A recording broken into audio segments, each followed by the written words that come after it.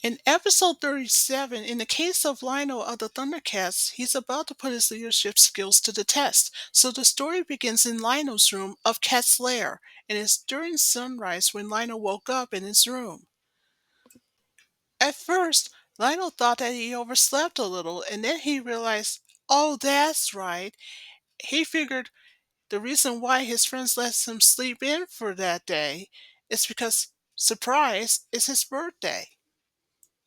So after Lionel left his room, the first thing he did was to go to the dining room, but he finds it weird that it was empty. Then Lionel must have suspected that maybe everybody else had overslept too. Now that is really strange. But then moments later, Lionel realizes that he wasn't alone because here comes Snarf with a tray full of food. Then the first thing he did was to say good morning to him. Oh, by the way, Snarf says, happy birthday. So Lionel says, let me guess. Everybody's going to jump out of the couch and yell surprise at me, right? Well, Snarf says, I suppose you could say that, but not the way you expected. So after Snarf was finished setting up all the food on the table, he says, go ahead, Lionel, eat up. And Lionel says, wait, you mean all this is for me? That's right, Snarf said. And you're going to need all the strength you can get. He's not kidding. So Lionel says, gee, I may never be able to finish all of that. I'll be full by then. Well, you might as well try anyway, Snarf says, and then he just let slip in front of Lionel that he's going to need all the energy to pass the anointment trials. Lionel was really confused. He thought that up until now he's never heard of them, and then told Snarf this case. I thought it might be some kind of a ceremony or something. Well, there will be a ceremony, Snarf says, but that will come later. That is, unless you pass these trials first, Snarf said. Then Lionel demanded to know, what do you mean if I pass those trials? So outside of Cat's lair, we have all the other Thundercats, Tigra, Chitara, Panthro, and the Thunder Kittens. So Chitara goes first to plead her case to say how she had wished that there was some other way. But Panthro says, I'm sorry, but there is no other way. Well, Panthro also said that Lionel has come of age, and Tigra happens to agree with him. Then Tigra pleaded his case to say Lionel must pass these anointment trials. Oh, by the way, Lionel's 20 years old, in case you're wondering. And of course, the Thunder Kittens happen to agree with Tigra. Then Wily Kid has her turn to plead her case to say, it's on Thundera though, right? So even though Tiger agrees with her, but then said that the code of truth, justice, honor, and loyalty is needed on Third Earth as well as on Thundera. Now Panthro says, I agree. Even Third Earth itself needs it even more. Then Tigra has his turn to plead his case that as the elders of Lord Lionel himself, it is our job to make sure that he passed these anointment trials. So now that Lionel's all grown up, we had to prepare him for the day such as this, Tigra said. But then Tigra says there is a catch. If Lionel fails these anointment trials, then we failed ourselves. Then Wily Cat said, gee, that makes me feel a little better. And then Wily Kid, who's his sister, sees that there's some sunlight coming up. Then she also pleads this case. If I know Snarf, he probably told Lionel about the anointment trials right about now. So Tigra says, wait a minute. Then he asks, why are we all so gloomy about? Then Tigra made an assurance of a promise that if everything goes well by the end of the week, they'll have a new leader of the Thundercats. Well, that made Wily Cat feel a lot better. He says, well, okay, now you're talking. So they all agreed. So meanwhile, back inside Cat's lair, after learning about the anointment trials, Lionel's really confused and then told Snarf, I don't get it. And then he pleaded his case to say he was already the leader when Jaga passed away just 36 episodes ago. Well, that's true, Snarf said. Jaga did pass away. But there's a problem. You're just a hereditary lord. So, in other words, in Snarf's case, he just told Lionel that he's just an apprentice. Also, as Snarf says in his case, Lionel has a chance to prove himself to be the leader of the Thundercats. Now that Lionel has learned all about it, what he wanted to know from Snarf, why didn't anyone tell him about it sooner? Well, Snarf explains, as the Lord of the Thundercats, you're about to expect many obstacles that comes across, he said. So, according to Snarf, as the saying goes, expect the unexpected. So Lionel, after he found out that what Snarf said is true, he had to go through 5 different tests. Like, first of all, he had to be as strong as Panthro. That's the first test. Second, he had to be as fast as Chitara. Third, he had to be as cunning as the Thunder Kittens. Fourth, he has to have the mind power as Tiger was. And then last but not least, he has to face the most deadly enemy of all time, but that would come later. Then Snarf says, but these tests are not going to be as simple as it looks. Simple? Lionel says. You call this being simple? Then Snarf says, here's the map of all the locations you need. This will help a lot. But be forewarned, Snarf says, on this map there are a lot of obstacles that are so hard. And of course, there's some Thundercats that are going to stop you on your way to keep you from succeeding on passing these trials themselves. But that's not all. Snarf also told Lionel that with each of the Thundercat tests that's passed, he can go to the next step. So, after Lionel had thought about it, he asked Snarf a question. So, let me get this straight. You mean to say that the other Thundercats will try to stop me from succeeding in these tests? Well, not only did Snarf said yes, but he just let something else slip to Lionel that his own friends, the Thundercats, are sworn to this. It's their duty after all, and he's not kidding. Snarf, that is. So Lionel says, all right, who's first? Then Snarf explains that Panthro is the first that Lionel should compete with. You mean I had to beat Panthro? Lionel asked. Well, Snurf says that he has to because he says in his case that if he doesn't pass the first test, then there's no way, then there's no point of going on. So after being convinced otherwise that what Snarf said was true, then Lionel says, okay, I guess you're right. I have no choice. I might as well get it over with. So he goes to the sword chamber along with Snarf. But the sword's gone, and so's his claw shield.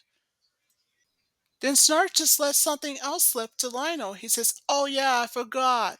In these anointment trials, you have to go unarmed, and without your claw shield too. So Snarf, after failing to heed Lionel sooner, he felt guilt-ridden about it, and then asked if there's anything he can do. But Lionel declined and says, no, you're absolutely right. I prefer it this way. So meanwhile, outside the lair before Lionel could head off, he pleaded himself a case that for far too long he had taken the leadership skills for granted and should have been taken seriously. But now that he had realized, and then he said that the code of Thundera itself shouldn't be denied or changed in any way. Then Lionel made himself a promise that if that's what it takes for him to take that role of leadership seriously, and since that's the case, then so be it. And he is fitting to fit that role perfectly. So off he went, leaving Snarf behind. So back with Lionel, who had just left the lair moments ago, after long story short, Snarf had wished him luck. And that's when, before you know it, he saw some rows of thorns up ahead. So now all he has to do is figure out how to get around them. So he spotted a tree up ahead and find out why not climb up and away from those thorns. He figured with a little help from the tree that he's seen, he can travel a lot faster that way. So he thought Here goes nothing and starts climbing up the tree, but then he realizes that the tree that he's climbing on is much too slippery. Well, so much for climbing up. Now that Lionel knows that the tree's too slippery, so he has to find another way, even if he had to go through the thorns itself. And so, coincidentally, that's exactly what he did.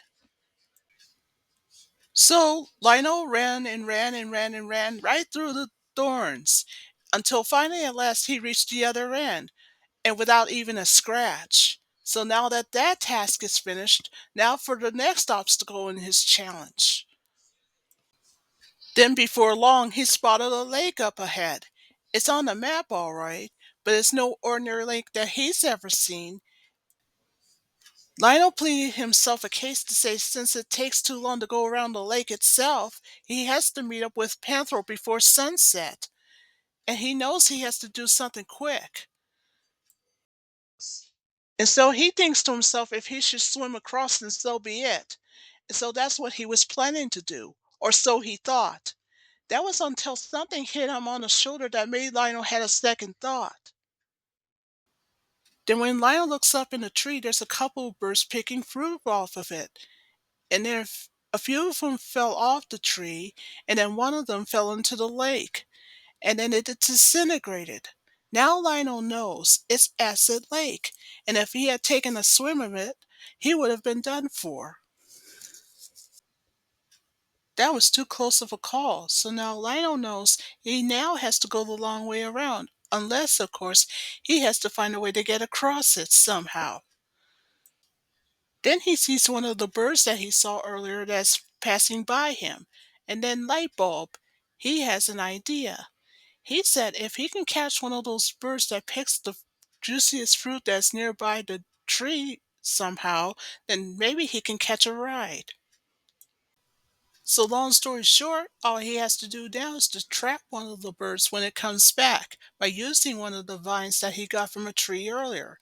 So Lionel waited, and he waited, and he waited, and he waited until finally, bingo! He catches one of the birds by using the vine. That's clever thinking on his part. And then, with the bird's help, Lionel was guided straight across Acid Lake without any problems whatsoever. So, good news, long story short, Lionel had made it across from Acid Lake, so it's on to his next location, which is the Great Void. At first he thought he had made a wrong turn or maybe he was lost, but then again he decided to keep going to make sure that he has come to the right place. Then he sees a clearing up ahead. It's the Great Void all right, but wait, it's not a place, it's a thing. At first, Lionel tries to get away, but the Great Void wouldn't allow him to escape. So Lionel tries to fight with the Great Void the best way he knew how, and then the hand-to-hand battle just went on and on and on and on and on. And then finally, at long last, long story short, it's on to the next location. Well, back with Lionel, now that he has escaped from the Great Void, he looked at his map and thought to himself, okay, I'm supposed to go to the Great Vortex next. Well, long story short, after walking along the beach for a while, Lionel looks at the map again and he notices that the vortex is not that far away. Long story short, good news for Lionel, he found the vortex. Now here comes the bad news. The vortex is trying to get Lionel inside of the mouth of his cave, which is why it's called the vortex. So while the vortex is trying to pull in Lionel closer and closer, good news for him, he found something he can hold on to. Then when Lionel looked over his shoulder, there were wood that's covering the vortex. That gives Lionel a chance to escape, but only temporarily, until the vortex started up again. Despite a minor setback, Lionel grabs the biggest board that was heading towards his way, and good thing he did. And by the time he jumped off, he went to the side of the vortex, and then he headed straight to the beach. Well, back with Lionel, now that he's made it to the beach, he appeared to be very exhausted, so he decided to rest for a while. But what he didn't know is that the beach that he had just now arrived at is called the beach of the crabmen, and he had no idea that the crabmen were about to approach Lionel while he was resting. But by the time that a couple crabmen had rose up out of the sand, Lionel woke up just in time to see them attack him. Then, long story short, after that long battle with the crabmen for a while, Lionel's on top of the rock, and he had an idea to outsmart them. And by how? Well, he jumped up and right over the crabmen, causing the two of them to fall on their backs. Luckily, he did so that gives crabmen to fight among themselves for a change. So back with Lionel, who's climbing up the mountain to meet up with Panthro, and that's when he looked over his shoulder to see the view of a Warlow village cooking over there. And he isn't kidding when he says, "Gee, I would really like to go for a meal right now." But Lionel, in his case, doesn't have time to stop for a meal. So long story short, good news for Lionel, he made it to meet up with Panthro. So after Panthro had congratulated Lionel, he says, "You did it! You actually made it!" "Yeah, thanks to you and your training," Lionel says, and I guess Lionel wasn't kidding when he told Panthro that thanks to Panthro's training, it actually paid off. So Lionel told Panthro, "Well, you know what this means. It's a long way down from there," and he's not kidding. And then he told Panthro the plan is simply this. If he can just climb down from over there, he can complete his first test. So even though Panthro agrees with Lionel and says, "Well, if you're willing to do that, you have to get past me first." So in other words, in Panthro's case, he has to stop Lionel from passing the first test. So Lionel says, "Stop me? You mean I had to fight you?" he asked. "I'm afraid so," Panthro said, and then Lionel refused. "I'm going to have to stop you anyway," Panthro says, because as he says in his case, Dakota Thundera just permits him to. Then Lionel has his turn to plead his case to say how Dakota Thundera is stupid and etc.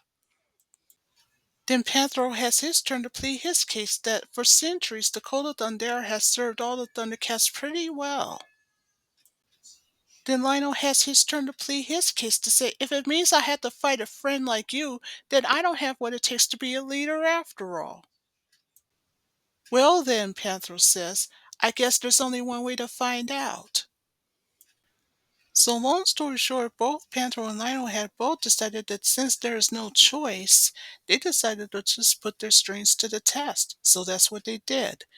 So Panthro couldn't help but compliment to Lionel to say, "Wow, you really are strong." Well, Lionel just let slip to Panthro to say that the reason why he's that way is because he taught him to be that way.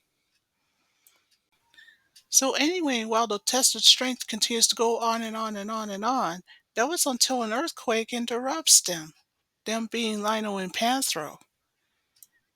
So long story short, after Lionel had fell through the crack in the ground, that's when Panthro lets something else slip to Lionel. He says, "I'm sorry, but I forgot to tell you, I cannot help you in this."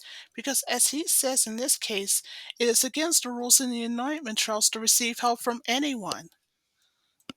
But then Panthro had a second thought and says, "Oh, blast those trials anyway."